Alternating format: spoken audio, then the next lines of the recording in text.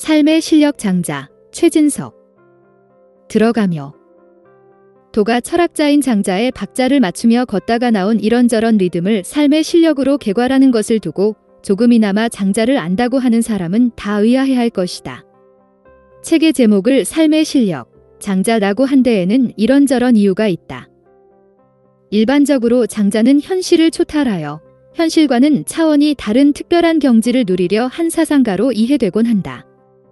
그러다 보니 장자는 기술 문명도 부정하고 더 잘 살아보려고 열심을 내는 적극적인 의지를 인생 하수들이 갖는 하찮은 태도로 여기며 문명의 진보를 추구하기보다는 원시적 자연성을 더 지키려 한 사상가로 다뤄지곤 한다.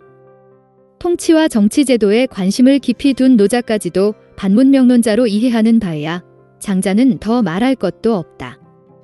이런 이해는 세계와 삶에 대한 인식의 넓이나 깊이가 충분하지 않고 지적으로 게으른 데다가 삶의 투지까지 약해져서 어쩔 수 없이 삐딱해진 사람들이 갖게 된 소극적이고 부정적인 이해다.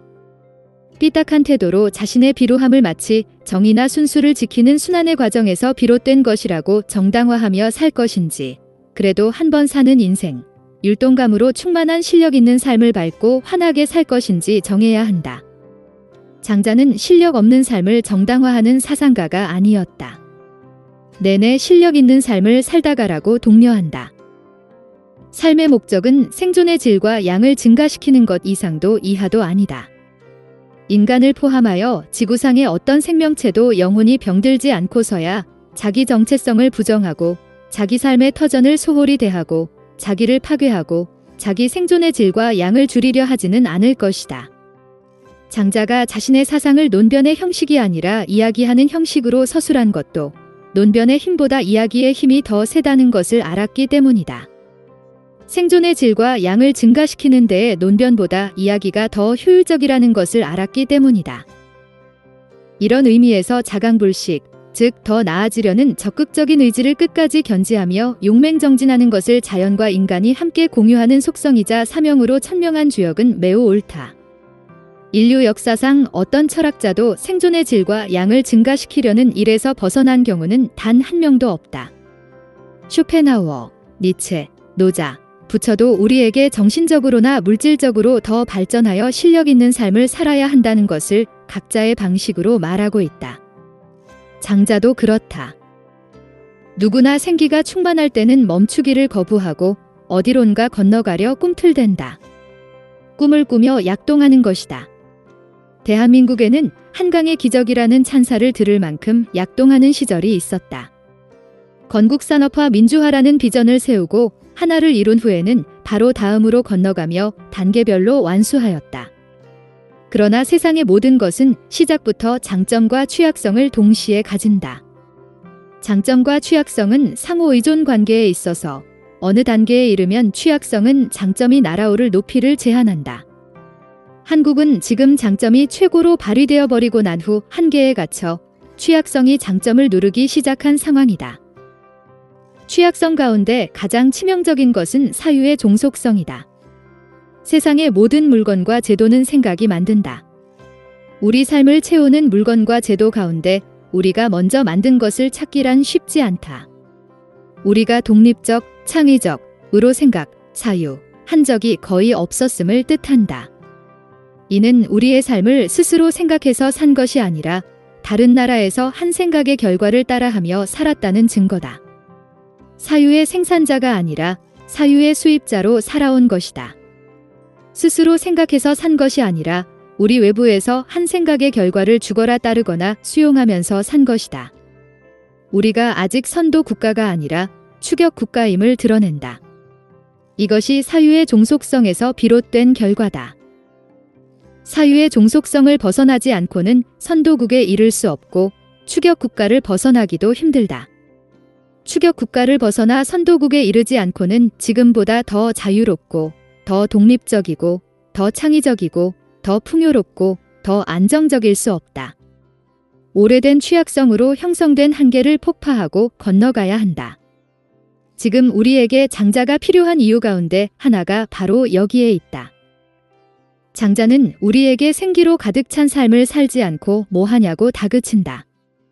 장자가 기를 가지고 하고 싶은 말은 바로 생기다의 생기로 가득 찬 사람은 한계 없이 팽창하고 끝없이 튀어오른다. 생존의 질과 양을 무한히 증대하는 것이다. 장자를 펼치자마자 일반인들의 상상을 초월하는 큰 바다부터 만난다. 거기서 자그마한 물고기가 몇천 리나 되는 크기로 성장한 후 파도가 쳐대는 요동을 타고 9만 리를 튀어올라 한 번의 날갯짓으로 6개월을 나는 붕이라는 새로 변하더니 남쪽의 이상향을 향해 끝없는 여정에 든다. 처음부터 우리는 장자의 무한한 스케일에 입을 다물지 못할 지경이다. 이처럼 장자는 소극적으로 수렴하고 줄이고 비우고 내려놓는 일보다는 삶의 무한한 팽창과 증대를 도모한다. 어떤 한계도 없는 절대 자유의 경지다. 사유의 종속성에 빠져서 오래 살다 보면 정해진 마음에 갇혀 우선 마음이 작아진다. 마음이 작아지면 사람이 크고 굵지 못하고 자잘해진다. 자잘해지면 일구는 문명의 크기 자체가 일정 정도의 한계에 갇혀 한없이 팽창하지 못한다. 잘못하다가는 추격 국가로만 살지 선도 국가로 올라서지 못할 수도 있다. 그러다가 저 멀리 하늘에 걸려있는 별을 감탄하거나 별처럼 빛나는 다른 사람에게 정성껏 박수를 보내는 일로 세월을 보내느라 이토록 짧은 생에 정작 자신은 한순간도 별처럼 빛나지 못한 채 명을 다해버린다. 장자는 이렇게 살다가도 정말 괜찮은지 우리에게 묻는 것이다. 사유의 종속성은 푸코가 말한 종속적 주체를 만든다. 종속적 주체는 보편적이거나 일반화된 이념을 내면화해서 그것을 자신의 것이라 억지를 부린다. 다른 사람들이 하는 생각을 자기 생각이라고 확신하며 사는 것이다. 이것은 마음을 좁고 작게 만든다. 종속적 주체는 그 자리에 멈춰서서 한 발짝도 건너가지 못한다. 장자의 표현을 빌리면 정해진 마음 내 갇힌 것이다. 한번 정해진 마음이 굳어버리면 그것을 바꾸기란 매우 어렵다. 자신을 살해하는 정도, 즉 모상하의 경지에 이르지 않고서야 변화 불가다. 사회의 극단적 분열이나 이념 갈등은 다 정해진 마음으로 사는 태도가 만들었다. 각자 정해진 마음을 진리로 확신하며 지지고 볶으며 세월을 보내고 있지 않은가? 아무리 화합을 말하고 전진을 말해도 이 정해진 마음의 한계를 깨부수지 않고는 절대 불가능하다. 지금 우리는 자신과 정치적 견해가 다르면 사람 취급도 안 할 지경이다. 그러면서 상대만 악마화하고 자신은 천사화한다. 상대편은 악마고 자기 편은 천사다. 한 걸음만 물러나 봐도 어리석고 파괴적이란 것을 알지만 우리의 덕은 그 한 걸음에도 인색할 정도로 야박해졌다. 덕이 야박해졌다는 것은 자기가 누구인지 자신에게 묻지도 않는다는 뜻이다. 이토록 짧은 생을 어떻게 살다 갈 것인지, 어떤 사람이 되고 싶은지, 자기가 정말로 원하는 것이 무엇인지 자신에게 물어보지 않았다는 뜻이다. 인간은 자신에게 이 몇 가지의 질문을 하면서 다른 사람이 아니라 바로 자기 자신이 된다. 자기를 자기로 만드는 힘, 자기를 자기로 살게 하는 힘, 자기가 다른 사람이 아니라 바로 자기가 되는 힘이 덕이다. 질문하는 힘도 덕에서 나오고 진이 선악의 분열을 벗어나려는 힘도 덕에서 나온다. 이곳에 멈춰 서지 않고 그곳으로 건너가게 하는 힘도 덕에서 나온다. 세상의 주인은 대답하는 자가 아니라 질문하는 자고 세상의 주도권은 멈춰서는 사람이 아니라 건너가는 사람이 갖는다. 실력 있는 삶을 사는 사람이 질문하는 자고 건너가는 자리면 삶의 실력은 바로 덕의 발휘일 뿐이다. 왜 혁명이 혁명으로 완수되지 않는가? 왜 민주화를 주장하면서도 표현의 자유를 막는가? 함석헌 선생의 말을 이용하여 말하면 혁명가가 스스로는 혁명하지 않은 채 혁명한다고 나서기 때문이고 민주화 운동가가 스스로는 민주적 감수성도 없이 민주화한다고 설치기 때문이다. 자신을 자신에게 하는 힘을 살피지 않았기 때문이다. 입과 영혼의 불일치다. 입과 영혼의 불일치 상태에서는 입만 살아있고 입만 살아있는 상태에서는 자기의 주인이 자기 자신이 아니라 바로 외부에서 주입된 정해진 마음이다. 결론적으로 말하면 나가 아니다. 독자들은 이 책의 초반부에 나오는 작회 부분을 읽으면서 충분히 이해할 수 있을 것이다. 자신을 유효기간 지나버린 우유값 같은 정해진 마음에 가두고 살 일이 아니다. 모든 인간은 어디로 튈지 아무도 모르는 욕망덩어리이자 한 곳에 오래 머물지 못하는 탐험가로 태어난다. 다 스스로 같아서 스스로 맥이 빠지고 스스로 야박해지며 스스로 자잘해진다. 당신을 자잘한 잔챙이로 만드는 것은 도대체 무엇인가? 당신을 꿈꾸지 못하게 억압하는 것이 도대체 무엇인가? 당신을 불안에 휩싸이게 하는 것은 도대체 무엇인가? 당신에게 이웃을 미워하게 만드는 것은 도대체 무엇인가? 당신을 겁쟁이로 만든 것은 도대체 무엇인가? 당신에게 오랜 친구를 쉽게 버리도록 강요하는 것은 도대체 무엇인가? 당신도 알듯이 젖먹이 시절의 당신은 그렇지 않았다. 엄마 곁에 누워서도 낮에 놀다 두고 온 나뭇잎배가 생각날 때의 당신은 그렇지 않았다. 다시 미선하게 판단 기준으로 정해진 마음을 꽉 채우고 나서일 것이다. 만일 이 사실을 모른다면 이렇게 살다가 우유감만큼으로 쪼그라진 채 죽는 수밖에 없다. 이렇게 죽어가도 좋은가? 우리는 흔히 지덕체라고 말한다. 아니다. 채덕지답 흔히 진선미라고 말한다. 아니다. 미선진이다. 정해진 마음에 갇혀 12선악의 판단이 습관화된 병은 12선악을 나누는 기준으로는 고칠 수 없다. 술병을 술로 고칠 수 없는 것과 같다. 장자는 12선악의 판단으로 빚어지는 갈등과 분열과 독살스러움을 극복하기 위해서 내내 특히 재물론 편에서 집중적으로 12선악의 판단 기준을 무력화하거나 벗어나야 한다고 강조한다. 12선악을 벗어나려면 12선악보다 한 계단 올라서야만 가능하다.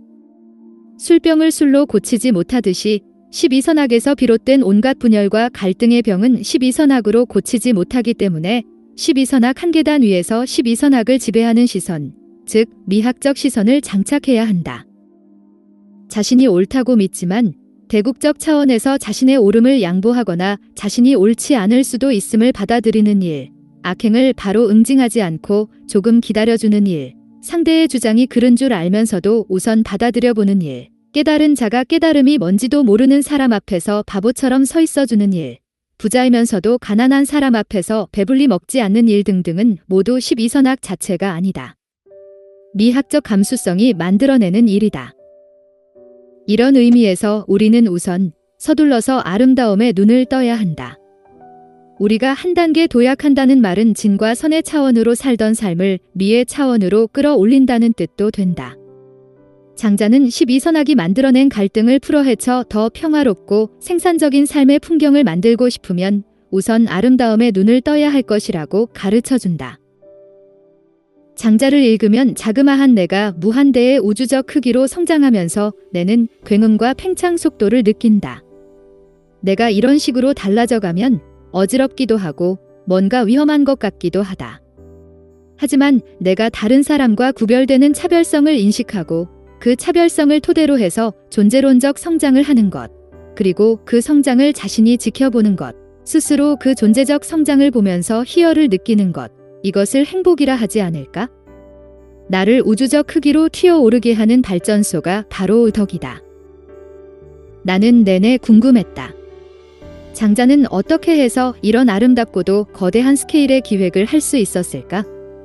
그는 어쩌다가 발전소에 스위치를 올리는 용기를 내고 또 그 용기를 따라 끝까지 가보는 기나긴 여정의 첫 발자국을 뗄 수 있었을까?